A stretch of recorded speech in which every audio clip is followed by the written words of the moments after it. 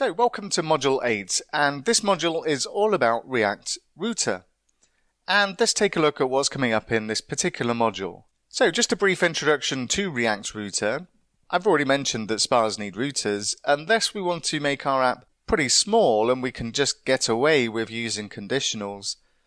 More often than not, if your application's of a reasonable size, it's going to get very complicated very quickly if you don't introduce a router. Now, a single page application only has one page. Our one page that we're serving to the client is our index.html. And as I mentioned, small apps can use conditionals to show and hide contents instead of using a routing solution.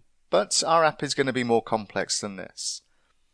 Now, when it comes to decision making and what to add in React, sometimes this can be tricky because there's lots of choices when a library such as React doesn't come with a routing solution.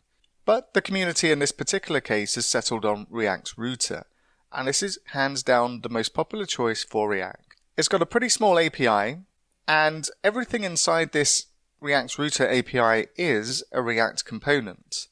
So we surround our app with a browser router that provides the routing functionality. We define our routes in a route component. We navigate to these routes by using a link and navlink component, and we can also redirect users as well. And these are the main parts of the API we'll be using in our application. React Router also comes with a history object, so when we navigate to a route, we've automatically got access to the route's history. And this helps us to keep track of our current location, and whenever the history object changes, then our components re-render. And we also have functions in here that we can use to push the user to a new link or a new route. We can also go forward or we can go back using this functionality.